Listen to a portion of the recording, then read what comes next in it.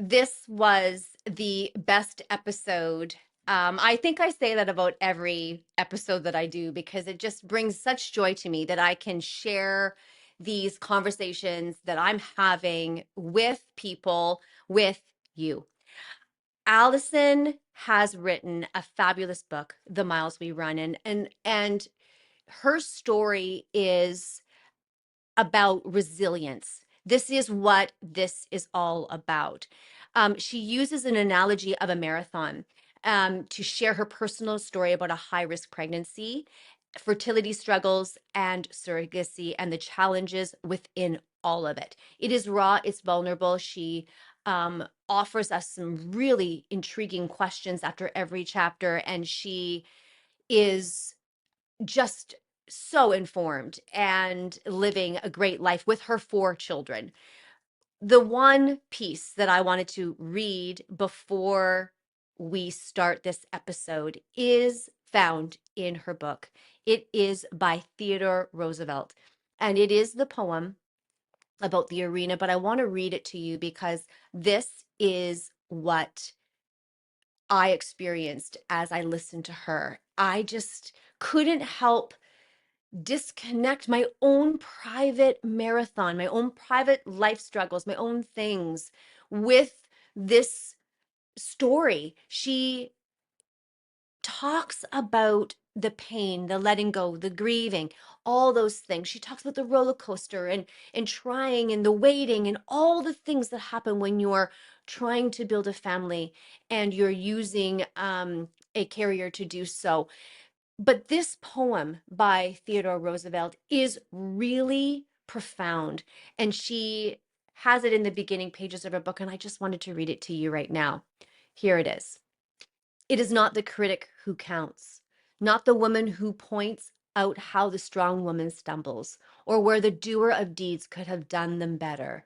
The credit belongs to the woman who is actually in the arena, whose face is marred by dust and sweat and blood, who strives valiantly, who errs, who comes short again and again, because there's no effort without error and shortcoming, but who does actually strive to do the deeds, who knows great enthusiasms, the great devotions, who spends herself in a worthy cause, who at the best knows in the end the triumph of high achievement, and who at the worst, if she fails, at least fails while daring greatly, so that her place shall never be with those cold and timid souls who neither know victory nor defeat.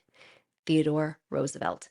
This is a beautiful conversation with Allison, the author of The Miles We Run. Let's welcome her to the show.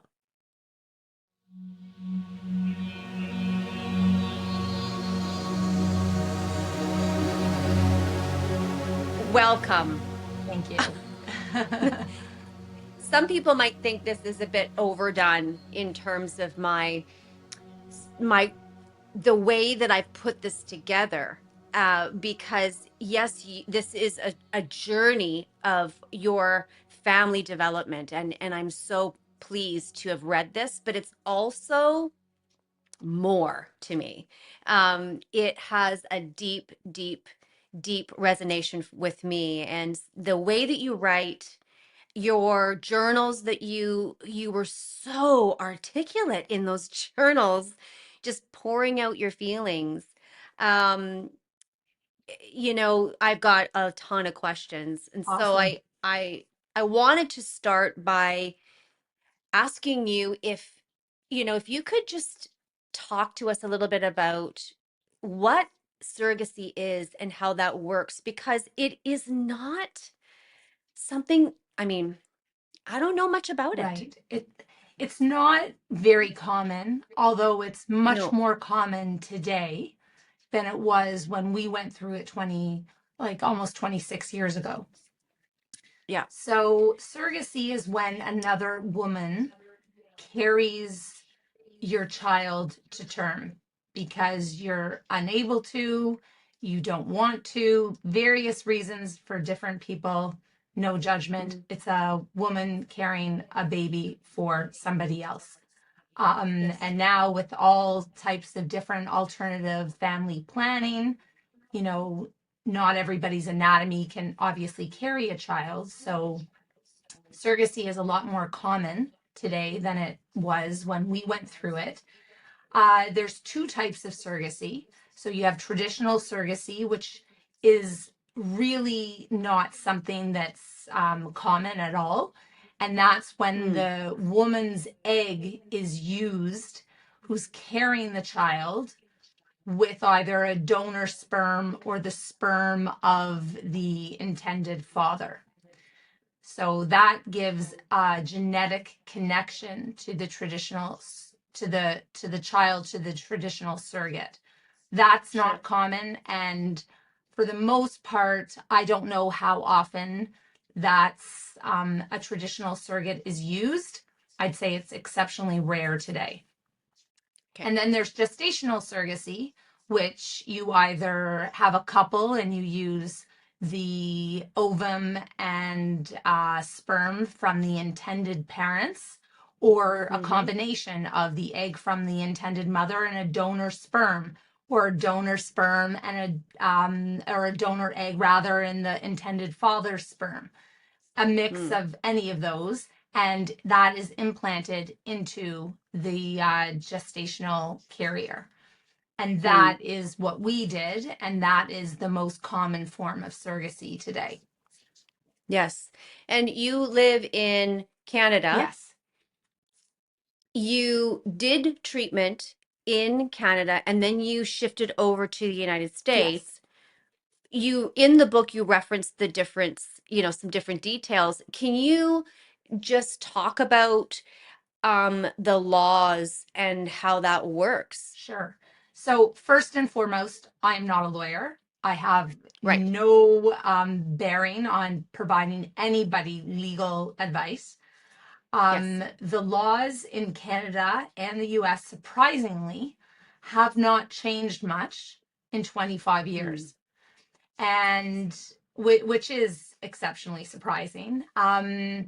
There's no, as far as I'm aware, there's no formal governing body in Canada that clinics necessarily have to follow in terms of um, when dealing with a surrogate. Mm. Same thing in the United States. Clinics in the US, there's different regulations guiding how they operate their IVF and egg donation. Like it is very involved. And that's a Mm-hmm. discussion in and of itself. And I'm probably not the best suited to have that talk. Yep. But Yep. in terms of what we did, what I noticed 25 years ago is that the laws in Canada did not require clinics at the time to disclose live birth rates, just pregnancy rates. And there's a big Okay. discrepancy between getting pregnant and carrying that Yes. baby to term. So when you used to Right. hear a pregnancy rate, like I didn't know any better, so I Yep. would assume that was their success rates, but it wasn't Mm. necessarily. I think if somebody's going into IVF or fertility or any type of help conceiving or reproductive Mm. aid, I think today that there's so much more awareness and knowledge that you could acquire by doing a little bit of research, that these are things that you would know better, and as a Mm. result maybe do a little Right. better prior to Right. choosing a clinic or even choosing a surrogate. The Mm. only real issue in terms of having working with a surrogate 25 years ago, and it holds true today, Yep. is that most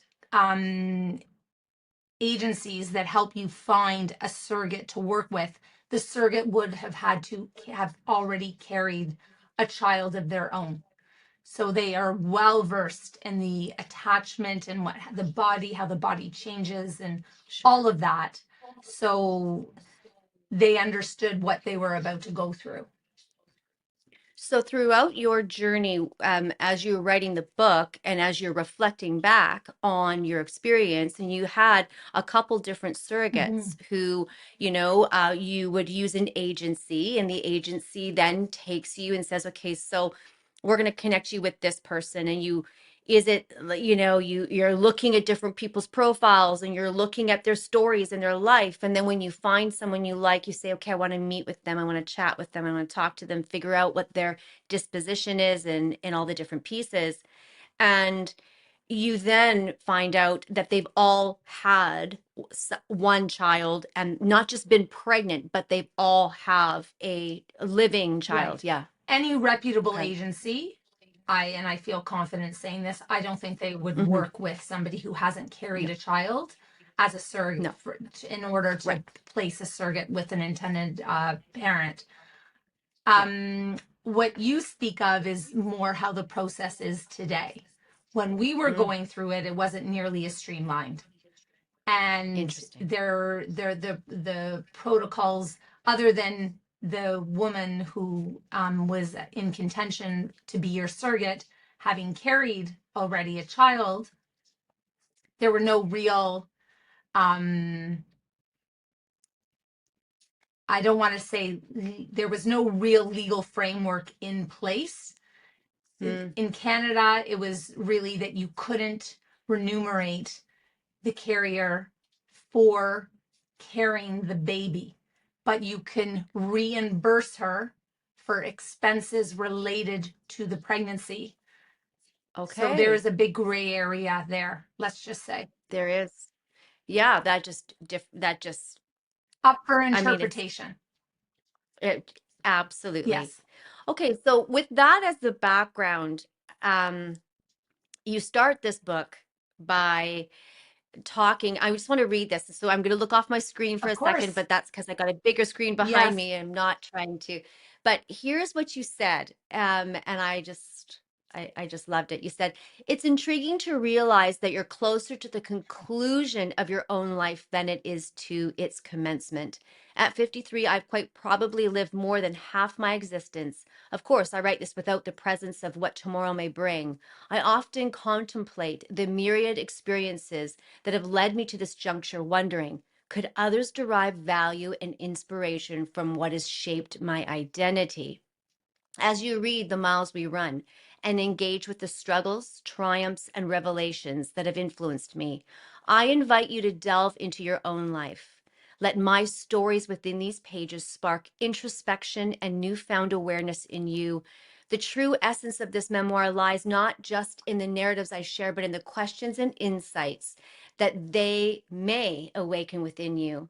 Embrace these moments of reflection as stepping stones on your own unique path, revealing the profound hope and resilience in your personal story. I I mean, that to me was the moment where I said, yeah, okay, I got to dive in here cuz this isn't just a book about what you said about surrogacy. This is about all the other spaces in between. You talk about grief and letting go, and there's all these things like despair and and hope in the same moment. And you talk about letdown. I mean, it's oh, incredible. thank you. And yet you compare this to your experience of your life that your dad offered you when you were a child by showing you how to run, and you've done these marathons, you've run with your family every Saturday morning, and it's a beautiful thing to see.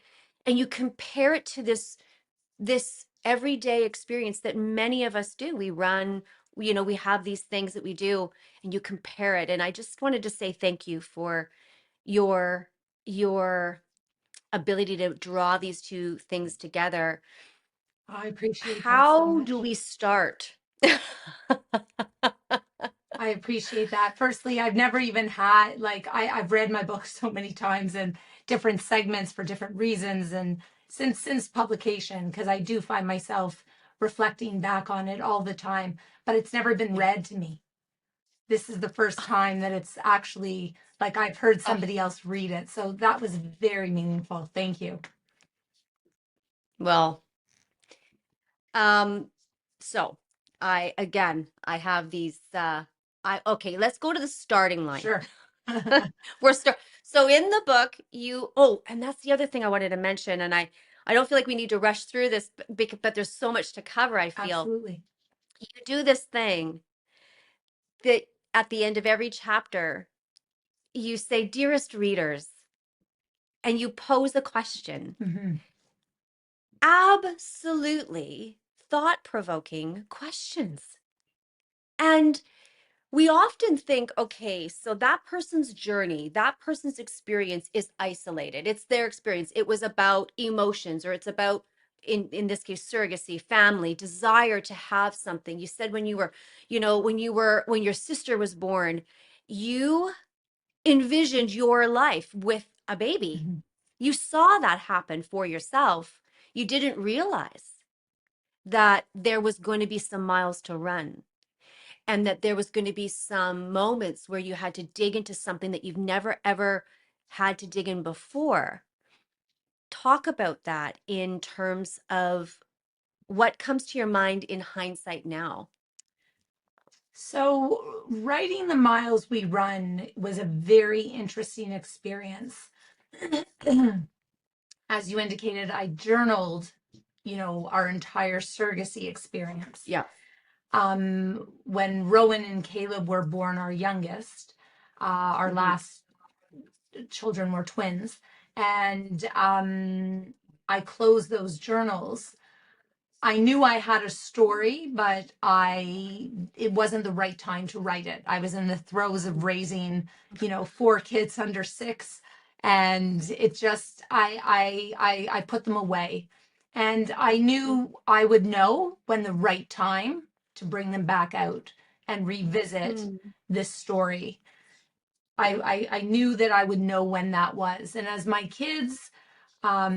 daughter was in university and the boys were finishing high school and prepping to go to university, I thought, you know what? Maybe now's the time to actually look at my journals and reread my journals. And Wow.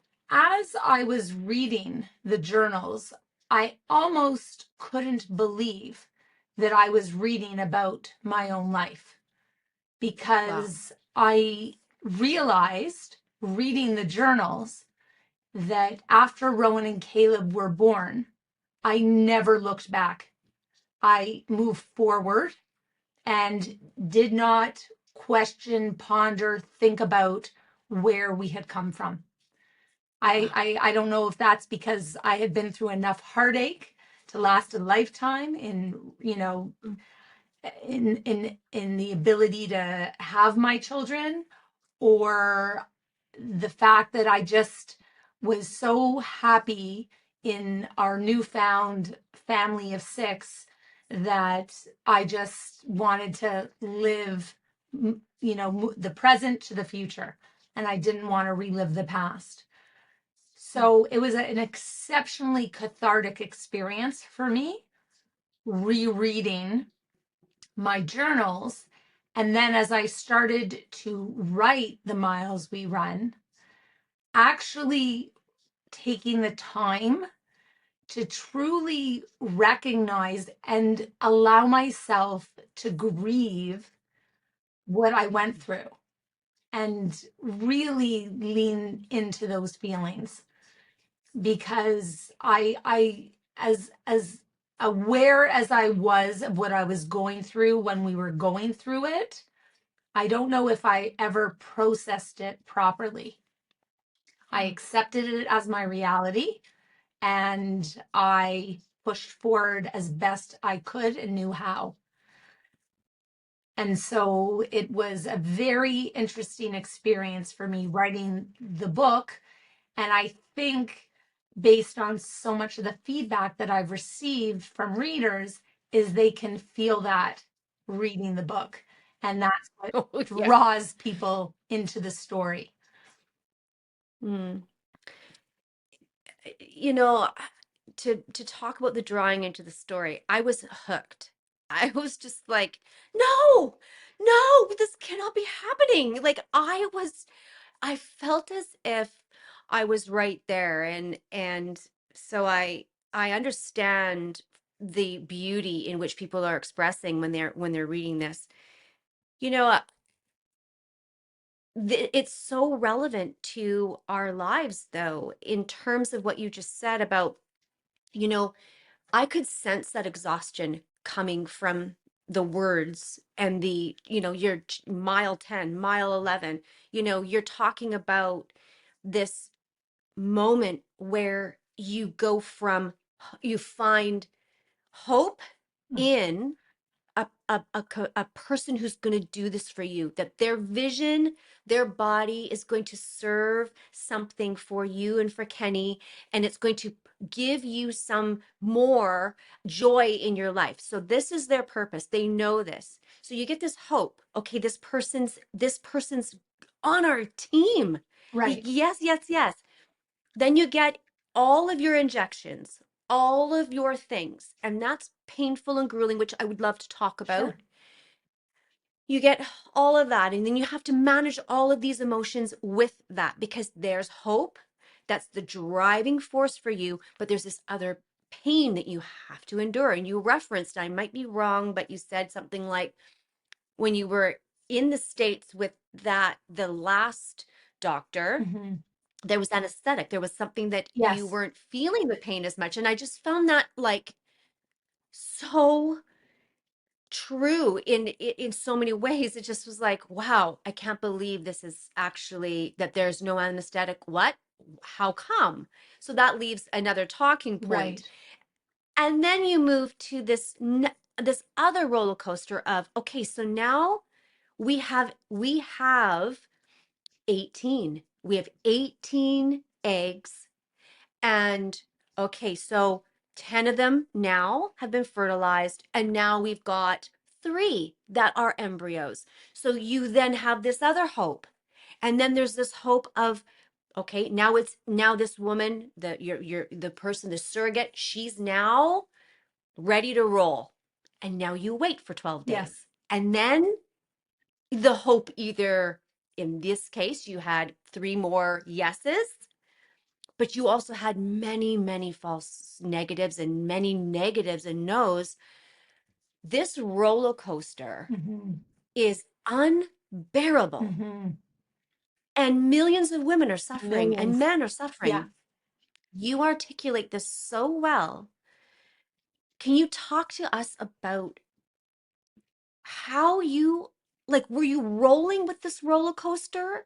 Because it almost feels inhumane in some Hmm. ways. At the time, I can speak to the anesthesia for the egg extraction. There was Oh, no anesthesia in Canada.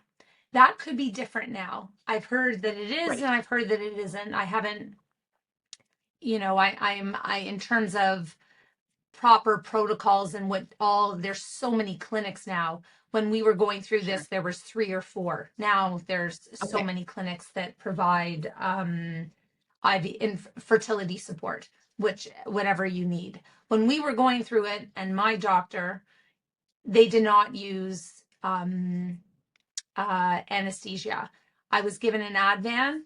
I was given, which is like a calming medication for those who don't know. Yeah. And it did not work for me because I think that when you're that anxious about, Yes. this, what you're going through, I don't see how, unless it's a strong, very strong drug, that it would calm you. And my cervix was frozen. Although, regardless, I still felt everything. It's interesting in a way. Not that, I do have a high pain tolerance, but it's like I had to mentally bring myself into a space where it was like every pull is worth it, every suction is worth it, and just recognize that the pain is temporary, and what I'm Hmm. hoping for as a result of this pain is permanent. Well, and that's how you get through it. And as you so eloquently mentioned, you know, for me, and I recognize not everybody, you know, sees hope this way, but hope is Mm. a significant part of who I am. Mm. Oh, And yes. I recognize that's harder for some people than others. But I've always been an optimistic person, a hopeful person. And Mm. throughout this particular journey, and even throughout training for the marathon, you know, hope held my hand. I don't think I could have done it Mm. without. So it was it as hard as it was, um, and at times I definitely wanted to give up. There's no question about that. Yeah. But this inner voice, this hopeful inner voice that has guided me my whole life, you know, would help make me realize that it wasn't the time to stop.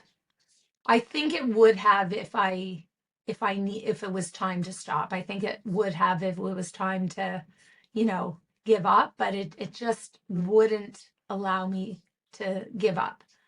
And it sounds so funny. I recognize that, but it's the truth. I had a very supportive family. I had a Mm. wonderful, you know, I have a wonderful husband. I also had my daughter at the time, and even though it was a very challenging pregnancy and subsequent birth with her, she really helped keep me grounded. And Mm. having her really allowed me to help push forward. And I recognize that a lot of women going through fertility don't have that first child just yet. And Right.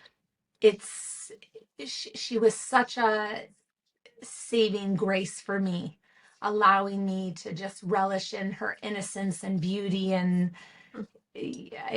it really was a balm for me, especially on those days where we received such devastating news, whether it was a miscarriage or a failed pregnancy attempt. And you know, but it it it's a hopeful story. It really is. It, And absolutely.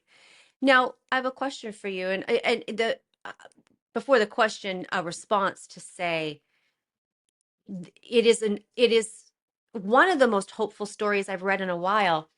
Um, Maybe it's because what you said earlier on, where you you you just know that you know that you know that you have to go forward, mm, that stepping backwards or turning around isn't an option. mhm, And for people who've been through any kind of struggle in their life, mhm, and there's this that drives you forward, and you learn to trust and rest in those instincts that are so powerful. mhm. So when you were 13, Right. Mm, how did this shape? Because when I read your, you just sort of, um, I don't even know what the word is. It's, well, you had a pain in your leg yes. and it was really severe. So your mother took you to the hospital, the emergency, and then there was this potential diagnosis, and then there was an actual diagnosis. Would you like to share with us that?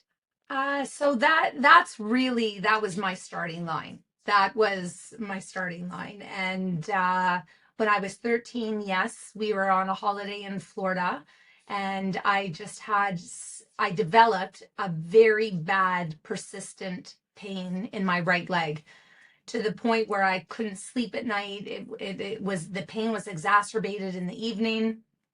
And when we got home from the holiday, which was my mom would have taken me to the doctor there, but we were by the time I realized it was not going away and getting worse, it wasn't like I pulled something. And Sure. I don't want to say I was a bit of a drama queen, but I at that age I can see if my parents thought maybe I was exaggerating a little bit about the Sure. discomfort I felt. Um, so We've all been yes, there. yes. So when we got home, we went to our my GP and I had an X-ray, and I was I go into very detailed version of this story, and Mhm. I ended up at Sick Kids Hospital in Toronto, which is a phenomenal place for children.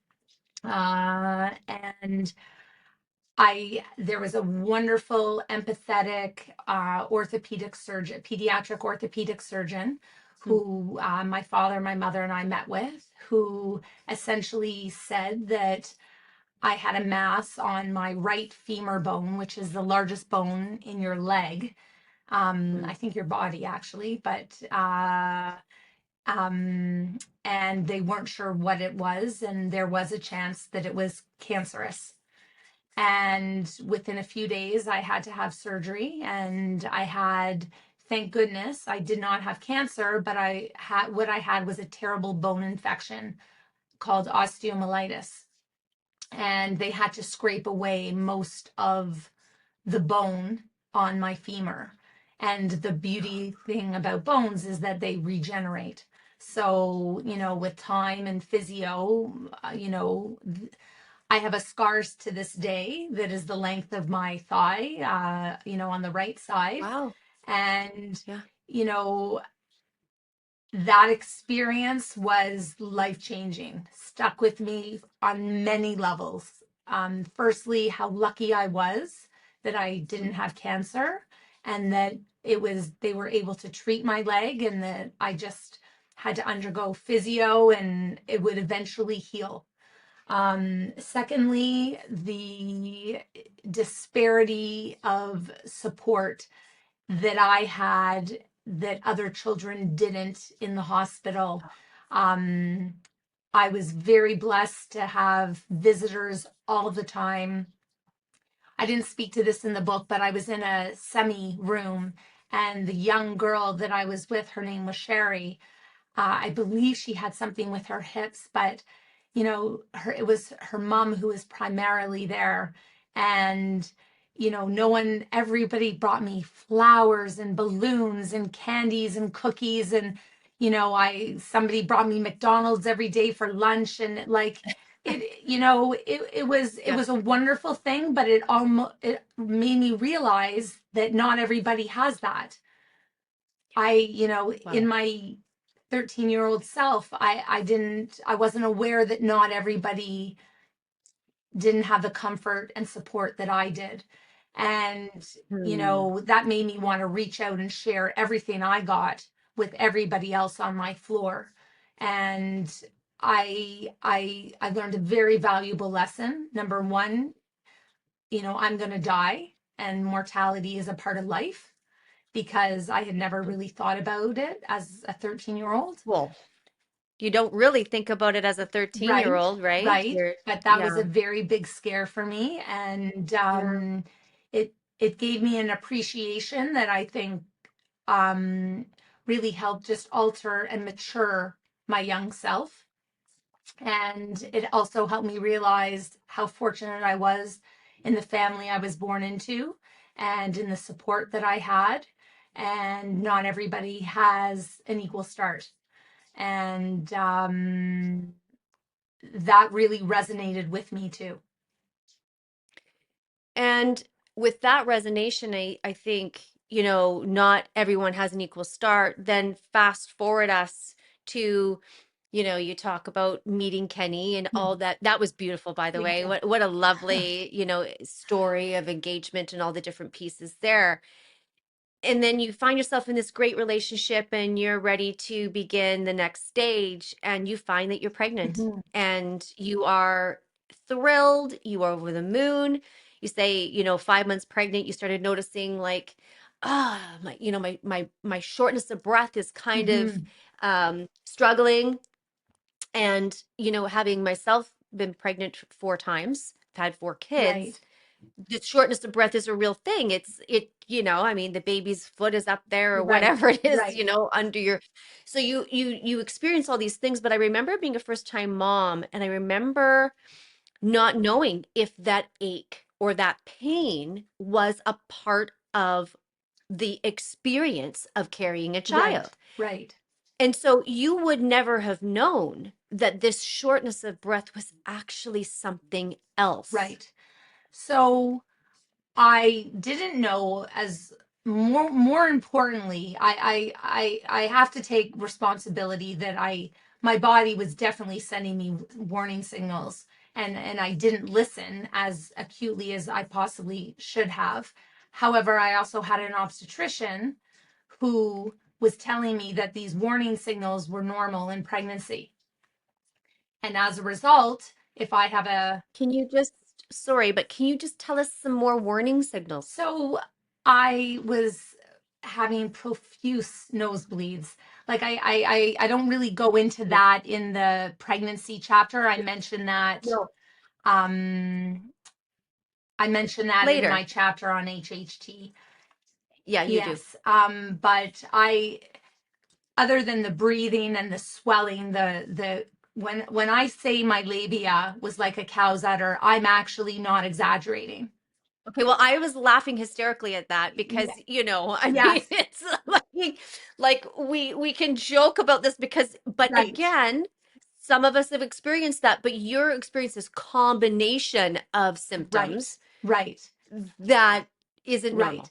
And I also am of the mindset, I'm a pretty fit individual. The fact that I was having shortness of breath and it was common. Yeah. My shortness of breath wasn't common. I had trouble like actually getting a breath. It wasn't just like I was Okay. feeling winded. But I didn't know Okay. that because I hadn't experienced pregnancy before, and the swelling just started to compound the breathing. So when I walked, I had another appendage between my legs. That is no, like, it is funny. I laughed about it then, and I was like, is this something that all women experience? Well, I call it horse Yeah, lips. It was that's like it was insane. exactly what it Yeah. was. And huge though, like But I huge. want to say something, and I think this is really important. So we're talking about when you were pregnant with Hannah, Yes. what was the year? What year were you in? 1999. Okay, so I was pregnant in 1999 as well. Okay. No, yes, she was born in Yes, 1999. Hannah was So okay. So my daughter Hannah was born in 1999. I was pregnant in 98, 99. She was me born too. early in April. Me too. Early in Oh, March. okay. So Hannah was Yeah, due in 30. May. But Okay, so Ireland was born March 14th. She was due in April on Easter, like the Easter weekend. She was 34 weeks, and they thought she was 37, right, and I was going into labor whether we liked it or not, right. and out she came, and just, 4 pounds, three Oh, ounces. small too. The small, Yeah, you've had the small, yeah. right? But back then, and this is really important, I had like What to Expect When You Were Right, Pregnant. What to Expect When You're right. Expecting is the book I had. Yes, What other information did I none. have? I I didn't have an Right. internet that I was going to Exactly. Google, and neither did you. Yes, So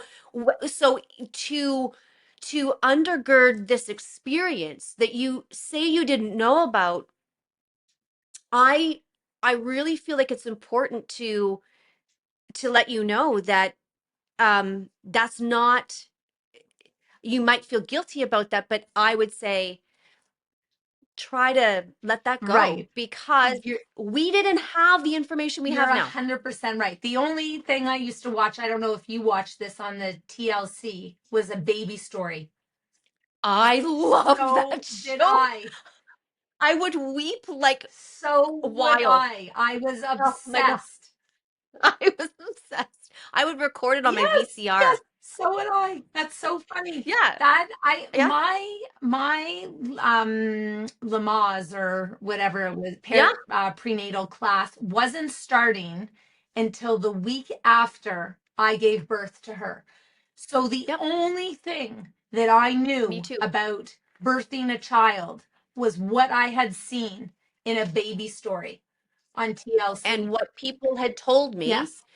which was very little. I had a community, but we were the same. We had a message on our answering machine saying, Dave and Lori, we're looking for you.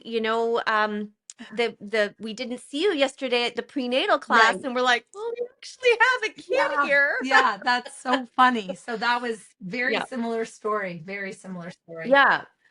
But the point of me interjecting there was just to say now our information is so Right. different where we're typing in shortness of breath. What am I expecting when I'm pregnant? We're going on social Yes. media. We're following people that are accounting their Right. stories. We didn't have that. That's the undergirding thing. So that's why there's no judgment Right. from anyone that's listening, or when you tell this, it's like there's no judgment because if you were alive back then and you were where we Right. were, we all know what we were Right. doing, and we were watching baby story and reading what to expect when you're Right. expecting. Which, yes, is yeah. Great. No, I But recognize that, but in it I was so disappointed with myself because oh now I can hindsight is hindsight obviously, but when she came and the way that she came and they told me I was in right congested heart failure, I yeah. was just so upset that I knew something was wrong, and I chose to listen to my obstetrician who told me what I was feeling was normal rather than listen to my intuitive self say it's not. And it finally I did listen, obviously, but it was the calm before the storm, so to speak. Well, it was because then you had, oh, this was interesting to me. So you said that after you had given birth to Hannah, Hmm. then and it wasn't what you had expected, it was early, and of course your OBGYN, it was early. Hmm.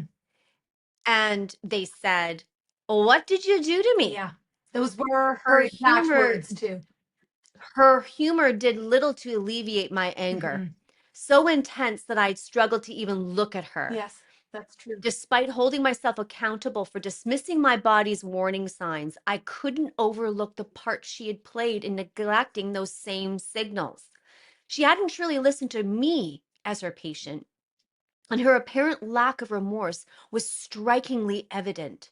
Eventually, once Hannah was safely home, I felt compelled to write her. In my letter, I expressed my disappointment, not just seeking closure for myself, but also hoping to impart a lesson from my experience that might encourage her to be more attentive to her current and future patients.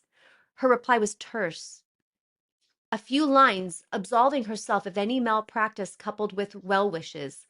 It was succinct response, falling short of what I anticipated, yet it allowed me to move forward and release my resentment. Well said. Well said.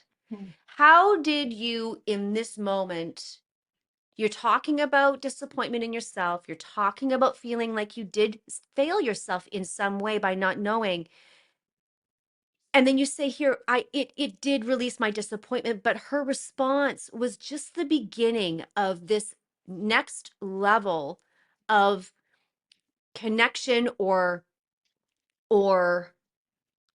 I don't want to say inability to intuit, Mhm. but I when I was reading, I felt like your first fertility doctor did lack some intuition Mhm. about how the embryos were placed, how many. I just find this interesting that as you begin the story, the threads keep going for you. Mhm. So, I posed the question a little bit later in the book about how many times does it take to learn a lesson, Yes. because I had to relearn that lesson again. Mm. I Hmm. took what she had told me throughout my pregnancy as verbatim because Yep. she was the MD and I wasn't. And I didn't question her because she was the doctor. And in a way, that was a position of authority. And as is, we feel with doctors a lot of the time and lawyers and other professionals that we shouldn't necessarily question what they say. So I didn't question her. I just Mm. assumed what she told me was truth. And then our first, the only practitioner we worked with in Canada, I also didn't question his practices because, again, I felt that I didn't know what I didn't know. And Right. it took me 2 years to finally ask some really difficult questions, more to myself than to him, because Mm. it was more about me saying, why am I still here if it's not working? And what is tethering me to Toronto as opposed to pushing me to where I know the success rates are different at 25 years ago. I can't speak to the success rates today in Toronto, but 25 years ago, I do believe there is a significant difference between the labs, the embryology labs here, the fertility protocols here, than in the at the top tier clinics in the US that I had researched. And I don't think it was luck that our first attempt we got pregnant in the United States. I I Right. I I think I that think it was incredible. It was a miracle in my from, but these, again, why the marathon works, the analogy mhm, and the similarity is because this is so many people's stories, even now, mhm, 25 years mhm, later. Here's what I wrote. So I have this book that I write some other important questions in. And so, talking about this first experience in Toronto, I said, I wrote, first it was 18 harvested eggs, 10 successful fertilizations, transferred 3 embryos. Then it was 35 eggs, 27 of these, 35 were fertilized, then reduced to 24, then transferred all 10 embryos. mhm. And then I say, in your journal, you write of inner conflict threaded with desire. How did you distill this down? When did your knowing supersede desire, or what made sense? Because again, you're not the expert. You're the willing vessel that says, I don't have the Right. experience. I don't have, apparently, I don't have the capability right now because of a health concern. This could kill me if I got pregnant Mhm, again. So you were in this place of desire to save yourself, to have more people in your life, to trust someone that knows better. mhm, And yet it's this thread within your life. mhm. And it's like you were working through every mile of knowing, and every mile you ran and every mile you connected to in this particular journey. It's almost as if this thread became stronger for you to connect to your inner knowing. Yes, I do think that's accurate, but I will say that going through a fertility journey, especially when you're using a surrogate and you have another layer that is totally out of Mm. your control. So you have the fact that, you need additional help to even make a healthy embryo. But then you also have no control over um, the carrier and how the carrier is treating their body or the pregnancy or anything like that. So people who go through any type of fertility struggle, and I have seen this over the course of the 25 years that I've understood it, is you're on a path and the only thing that you want is that baby. And it's Yep. like you have blinders on, and the Mm, only way is, it doesn't matter what I need to do, right. I will do it to have that baby. Yep. And as a result, you will listen, at least for me, for the first 2 years, anything that would make me think I was getting closer to that baby, I would do. And if that meant, you know, transferring 10 embryos, which is an unheard of, and so many No. ethical,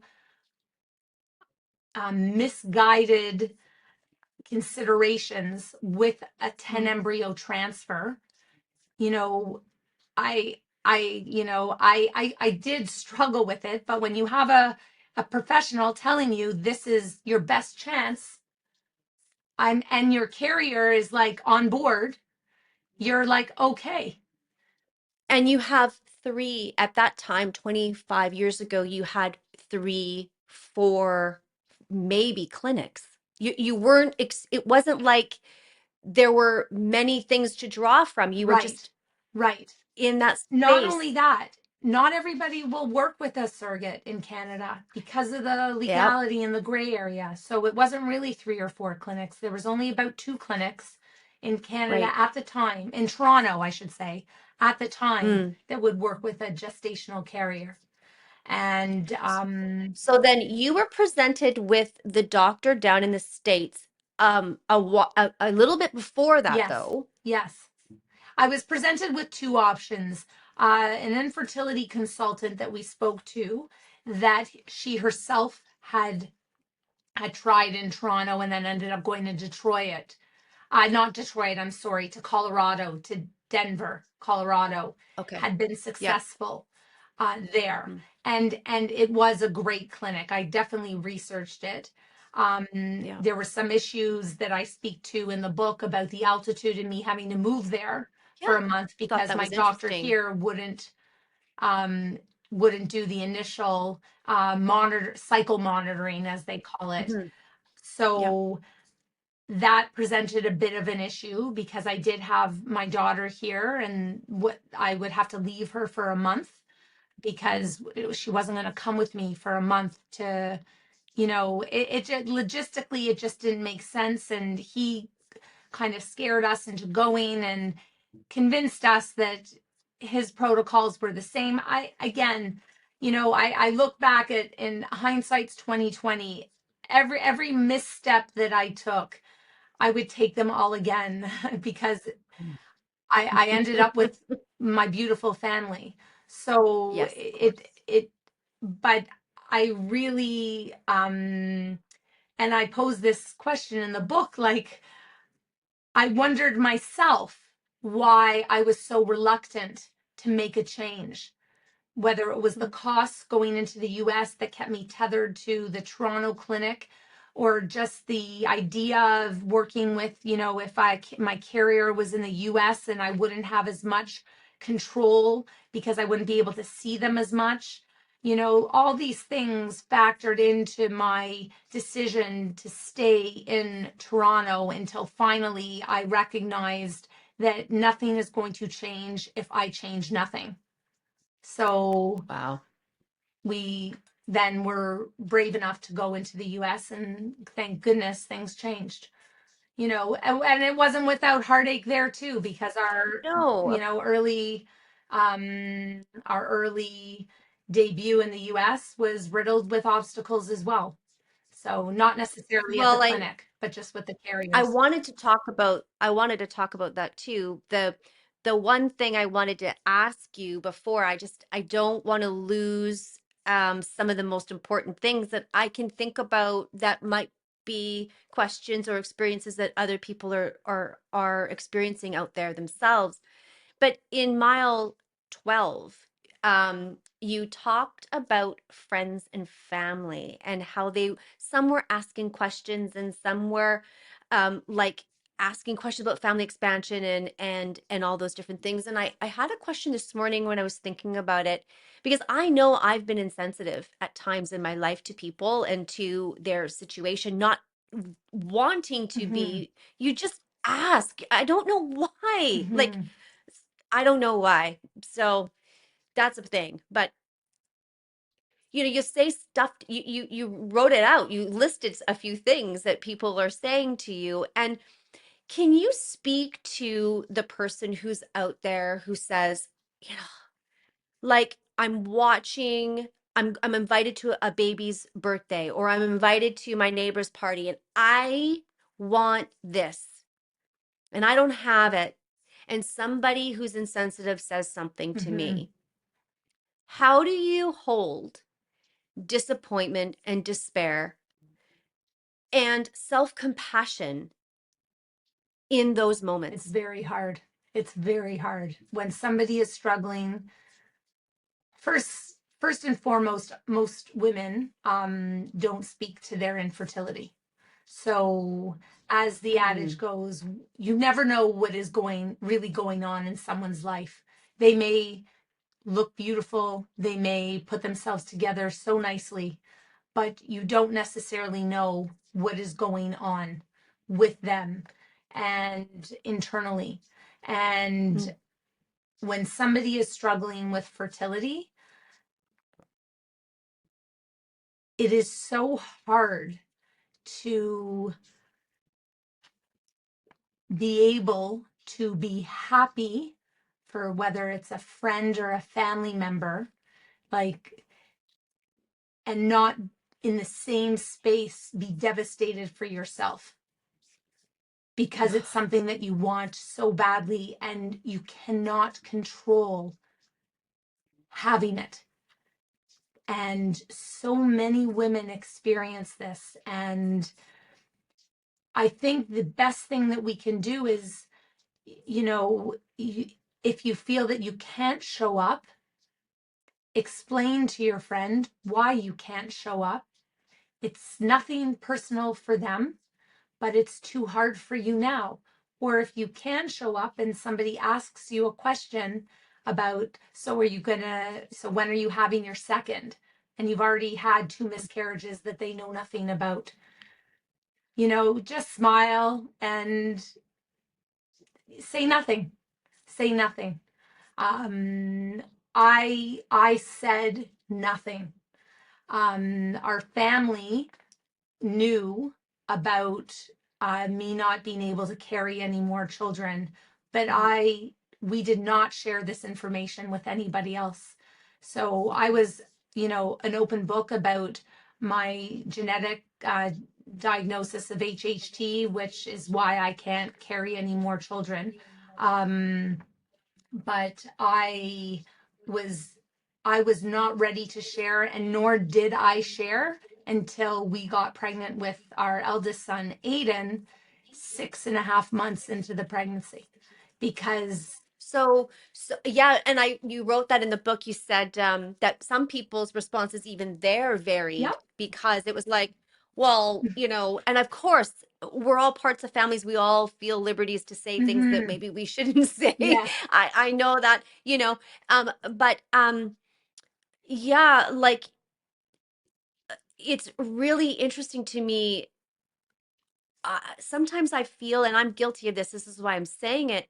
You just feel like you can say or ask or mm-hmm, imply. mm-hmm, And what this has offered me up something, one of the things is to say what you said earlier. You don't know what people are experiencing, mm-hmm. and it is not that easy. So don't ask probing questions because the person's going to know that you're trying to figure out what's going Right, on.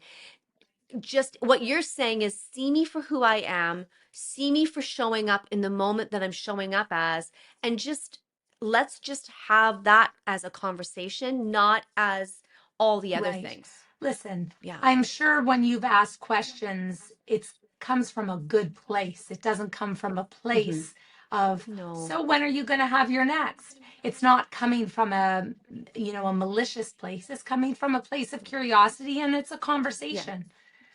Yes, it's right. it's um it's interesting, and I'll be totally honest with you. I'm 53 years old. Every time I see, and I'll get emotional, but every time I see a pregnant person, I wonder to myself, do they realize how lucky they are? So, like, I have no intention of having any more children. However, at 53, I still look at a pregnant person thinking to myself, wow, they are so blessed beyond.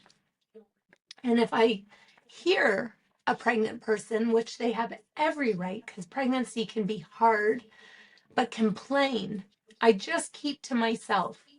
But Hmm. in my head, I'm like, I wish I would have been able to do that for my three boys.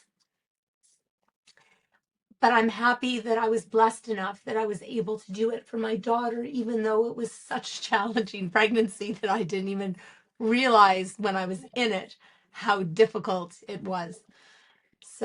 Can So, we talk about the letting go of that? Because that's what I hear from you. I hear the I it just makes me emotional. I did know that I would be emotional right. because I do feel the privilege, and I just like I can't speak to it, but I can identify with the one thing that you're saying right now, which is, you know, you carried Hannah, but you did not walk that experience with your boys Mm-hmm. in the way that you did with her. And that has a life lasting grief to it that I hear from you. Mm-hmm. And there's no real way to talk about it. You know what I mean? Like it's not, it's simply, it is. And it's a miracle, but it's also the thread that you've worked through, which is this letting go and this grief. And you wouldn't change, you said, I wouldn't change this for the world. This is my life. Look at what I Right. have, Right. the blessings.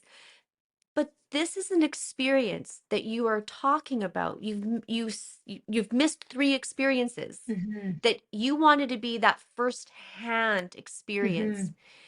What helps you let go of that when you do think about it, even now at 53 years old?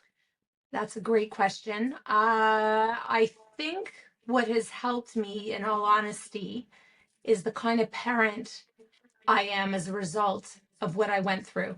Oh, And mm, I think that because it was so challenging to have all four of my children, not just my boys, but because of everything I went through with my pregnancy with Hannah. I do speak to my challenges during Hannah's pregnancy, but I think I may have downplayed a lot of it. It was a very hard pregnancy, and it really wasn't the focus of the book. So right. Yeah. um, but I it altered how I parent and how Kenny parents.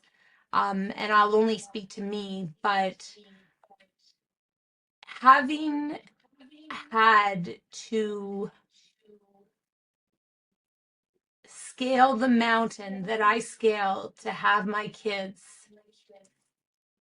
allowed me the ability to parent in a way that, even though there's been so many challenging times as all parents go through, Mhm. I have I have respected the challenging parts and been Mm. able to push through those challenges in a way that I also recognize the privilege of getting through those challenges. Wow. I don't know if that makes sense, but I, every parenting every part of my parenthood has been a privilege, even the Mm, hard. mm. Is it hard for you to let them discover and be curious and take risks? Or do you find that you're more protective? Because you would be, you know, I'm inserting this. Please, it's, correct me. Mhm, I would love to be corrected.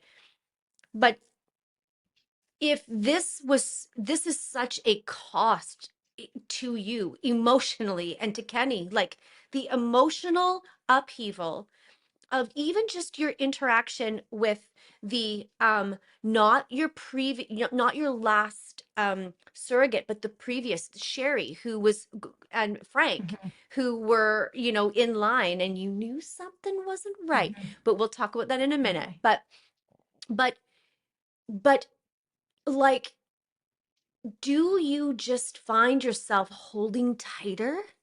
Like, how does that express itself? So I hold tighter to the relationships that I have Ah, cultivated with each of them individually and to our mm, family unit.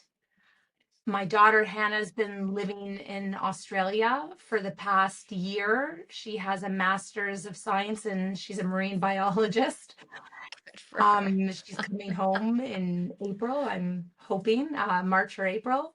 My son Aiden is finishing fourth year at McGill in Montreal. And he last year did his half semester, he did a half a year, so a full semester exchange program in Melbourne, Australia. Wow. And now I have my two youngest Rowan's doing exchange in Singapore, and Caleb's doing an exchange program in Spain, Madrid. So, Good Lord. as much as I recognized and I would understand how, based on my story, you would think that I would hover or helicopter, I don't. And we never No, have. We've really given our children, I think, the independence to grow and to fail and to learn from failure, and just as we have ourselves. And I I think it is these things that have made me a better parent as a result of how I had my children and the struggle I faced having my children. So it's a great question because I can see how one would maybe flip that and be all encompassing over your children and hover too sure. much. But Yeah. we haven't. At least I hope we haven't. But that's amazing because I never really got that. Like, even when I read the last, in the book, very last chapters, you're sharing about where your kids are at this point, and I felt that. I felt like, wow, it doesn't come across like you're tight and controlling things. It comes across like you're just saying, you're beautiful, live, fly, do what you need to do. I would like to segue into this next piece where there's a quote in your book that says, society often cloaks the act of seeking help in shame, Mhm. labeling it as a weakness rather than as an embodiment of strength and cooperation. This is really what this is all about. How did you work with the label, and how did it work against you in in different ways? Um, well, I'm a very independent, stubborn individual. So asking for help is certainly not something that's embedded into my DNA. Wow. Um, but on the same side, I knew that we wouldn't, from a financial perspective, ever have been able to achieve our dreams in having more children without the support of our families, because we had, in Toronto alone, we had already, used up most of our savings, which was substantial. We both worked full time and good Yeah. jobs, and Yeah. it just, going into the US was going to be a whole different ball game. So Mm-hmm. we reached out and we asked for help, and it wasn't even, we, and again, I recognize the privilege in being able to ask for that support. Not everybody has that. Yes. Right. um if I hadn't have had that support, I think I would have found another way, whether it was loans or, all these clinics offer some sort of fertility financial aid. But we were very fortunate that we didn't have to go that route. And the same thing mirrored in my marathon experience, you know, the day of the marathon. And just, a lot of people feel that races, like, everyone's out for themselves, Yeah. especially, but it was a particularly humid day, the New York Marathon in 2022. And runners were passing out and other runners were helping and stopping, and getting, Right. I had to go over to, like, I could see someone was like helping someone else, and I ran to find the closest volunteer to let them know that somebody about Sure. 3 minutes back was not doing well, so they could radio Yeah. for help. Like, Yeah. it just it just reinforced to me how it's help is it's okay to ask for help. And that a lot of people know that it's something that was more learned for me. Mm. And Yeah. surrogacy helped me with that. Our surrogacy journey helped with that. The marathon helped with that. The women that I would meet in the clinics, going through, the cycle monitoring every single morning. Everyone's there for the same reason. The support through just a hello or the way you look Wow. at each other, it was there. So, Wow. asking for help is a demonstration of strength, not weakness. Oh, asking for help is a demonstration of strength, not weakness. And I would agree with you on that. And the examples that you share are really the experiences that you're sharing with us about that very thing. Um, Talk to me about Frank and Sherry, because this is interesting to me. You knew something wasn't right. And so when someone who is on this journey is looking for someone, how, if they're having an experience that is like a Frank and Sherry experience, Mm-hmm. you knew there was something there, and it was right at the beginning, when I read that you were meeting with them, and his comment was something to the effect of, I can get a TV or something. I i was aghast. I was like, Frank, like, Right, why right, would you right, say that? right. I was like, what are you doing? So maybe you could touch on that a little bit for people who are in the middle of this. This is their life experience, Mm-hmm. and they're finding this podcast or listening to this, and they're like, I'm struggling with picking the right person. Right. So it's so important. And now, again, things are much more streamlined in finding carriers. Yeah. Um, Yeah. and I adored who we worked with out of New Jersey, Melissa Brissman. She's phenomenal, and Yeah. she's done so much for the reproductive community. Um, Mhm. but that first carrier, I, there was, yes, that comment that he made during one of our introductory calls, but it was more, I think, the when I realized something was amiss, when I couldn't reach her via phone. Their lines Oh, were down. I talk about this that's in the right. book. And Yep. if I'm honest, like, that's when I first was like, this is very weird. How is that Hmm. their phones are down? So I Right. never really even got to the bottom of that. I don't know if they hadn't paid Sure. a bill or their phones were legit down, or but that's when I started questioning. I don't know if this is right. And then again, we haven't really touched on that, but the whole thing with waiting, like infertility and Oh, especially surrogacy and waiting on someone else's timeline, it's just so exhausting because there's so much waiting. I was living in two yes. different time zones. I was living in Hannah's time zone where everything was going at lightning speed, and I was living in our in the fertility time zone when everything was going so slow. So time with Hannah was moving way too fast, and our surrogacy Yeah. wasn't happening as fast as I wanted it to. Yeah. Right. And with Frank and Sherry, it just it how much can you really learn about somebody's true person on a piece of paper through a phone call?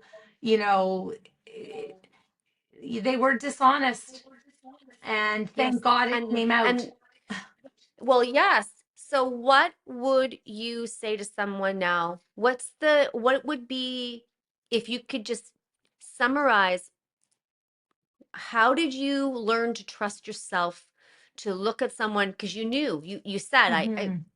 I just kind of knew. Um, what would you say to someone? Listen to your gut instinct. Mm, However, you do have to taper it a little bit because you don't know, and you don't right. want to become skeptical. There's a very fine balance because all the other carriers that we had worked with were lovely people. Huh. Yes. They weren't bad people. This was I think this was more an anomaly than anything. And Mm, thank God through further investigation that there was more thorough investigation that we didn't proceed with them. Because as I mentioned in the book, Kenny had said, it could have been much worse had, God forbid, she become pregnant with our baby. yes. Yes. So, Yes. It could, I actually wrote that down. I wrote in my notes, it could have been worse. right, I'm glad you were spared. I really am. I'm right, glad you were spared, because I felt like at the end of that, I wrote in my notes, there can't be more than this. Like this, like what in the actual, like I can't right, endure much right, more as the reader. right, right. But can you talk about, we'll wrap up soon here, but panic and anxiety. Mm, So, you know, it imprints on you, this waiting that you speak about, mhm. the different things that go through your mind that become patterns of what you can expect now. How have you unlocked that? Do you have patterns of panic and anxiety that have lingered? Like, how do you unwind yourself from that intense roller coaster? Mhm. And then, of course, when you have the baby, then it's still, you know how intense that roller coaster is of newborn Right, living. right. So then you don't really come out of it. How have you come out, and do you still have the lingering anxiety or panic, or how does that work for you? I think the anxiety, it changes and evolves as you go through different stages of your life. So, my anxiety right now is that my kids are all safe, that they're having Mm, fun, but making smart and good choices as they're yeah, abroad. I'm not going to say that I don't worry. My eldest son has type 1 diabetes, which is just, he is such a warrior. Anybody, that is afflicted with type 1 is just such a hero in my eyes. It's I agree. 24/7, it doesn't go away.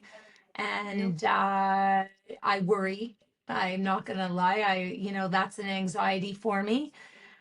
What does he do for insulin? He's on a Like, pump and he's on a glucose sensor, and so where is he in the world right now? he's actually closest. He's in Montreal, not Okay. far from Okay, Toronto, so okay. and So he's he can find that from his doctor and he can, right. But yeah. Aiden Okay. actually is my most well-traveled child. So Aiden has literally, with his type 1, he has been everywhere. So he they're all quite independent travelers, but Aiden's been everywhere and he manages, and we're so proud of him. Yes. But it's a hard thing to have to deal with and contend with. Yeah. Um, Well, I've done interviews with people, and mothers with their baby is type one, right. and just waking up in the middle of Yes. the night and Yes. panicking because you're not sure. And what age was he He was diagnosed? diagnosed at 16. So once Okay. again, we found ourselves at Sick Kids Hospital, and I thank God for that place. Yeah. And I wouldn't wish anyone to have to go there, obviously, but No.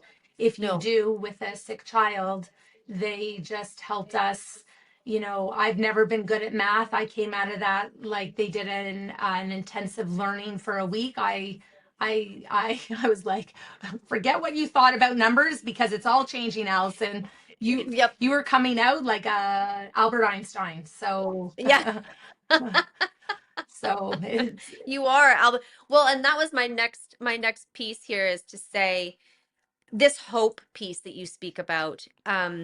You you talk about two things: compassion and grace to ourselves, mhm, extending that to ourselves, mhm. which I believe is so important. And it sounds to me like you've done an incredible job at that. And I mean, I'm sure every day is a new experience, but there's something about that that I took from you. And one thing in mile 26.2, you Mhm. said hope. Why me? That the why me had plagued me had shifted and morphed. And I wrote in my notes, it alchemized. It's like you just alchemized and transmuted that why me, the suffering and the anguish of Exactly. a why me question. Mhm. You have pushed through, and that light of hope and that message of hope has just itself evolved and just dispersed any lingering pain, in my view, as a reader and as talking to Right. you. Well, hope is a brave and deliberate decision. We can choose to be hopeful. Yes, we can. And it's it was a very profound experience to live through, and my hope is that the miles we run, exactly as you've mentioned, others are able to see their own marathons through my narrative and reflect upon Yeah. their own inner strength that they have called upon throughout their life and through the obstacles they've overcome, because we might not all run literal marathons, but we certainly have all No, run metaphoric marathons. Nobody has a absolutely. flat easy road, none of us. No. I As we end, I couldn't help but think about something.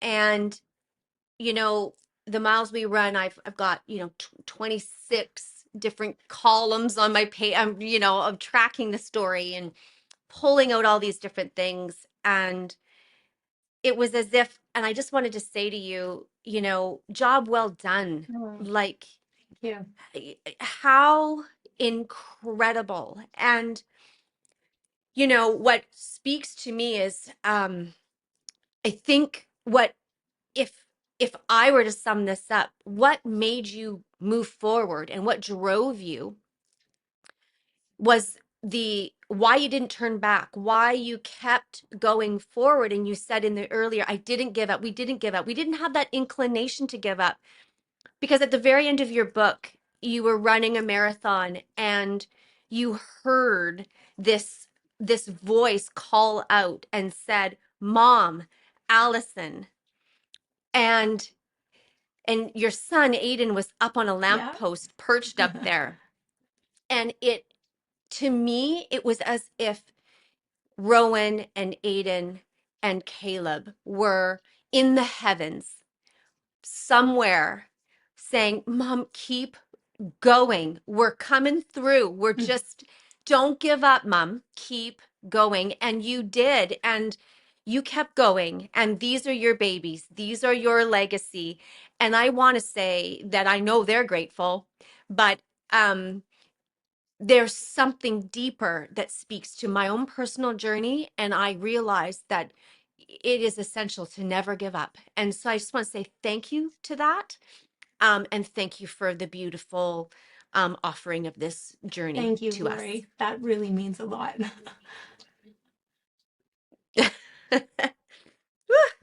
Well, um,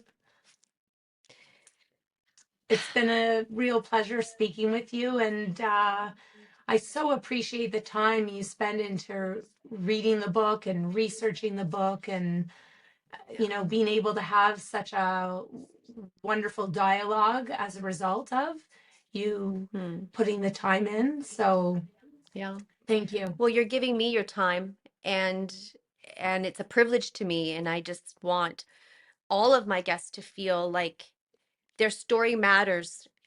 Your story matters. That's the essence of why I do what I do. And when we can find a story like this that speaks to the heart of what we experience in our Mm-hmm. lives, this is your journey, but it speaks to everyone's experience. Like you said, there is how much time can be, I got to treat this tenderly. And I just see it as such a privilege that that's how I live. And so I just want to say thank you for reaching out. And when I read your profile, I went, yes, yes, yes. Oh, Like within seconds, I was, yep, oh, we've got to make sure this I'm works. so glad. I'm so glad. Well, Yeah. thank you. It's been such a privilege to speak with you. It really has.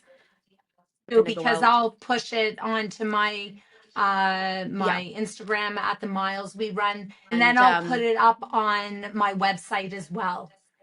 So because a lot of yeah. people are directed to my website through the marketing that I'm doing, I drive people to the website, and then they can Sure. choose where they want to purchase the book from. Yes. So Yeah, that's right. excellent. Well, Well, thank you yes. very much. Thank you. Thank you. And you are just extraordinary. Well, Thank you I so much. appreciate it, and I've loved the discussions. Yes, perfect. Well, it won't be Oh, long. It'll be probably not next week, but the week after. amazing. Amazing. Yeah. Okay. Okay. Well, you be blessed. Have a Thank good you. day. You as well. Bye. Bye-bye.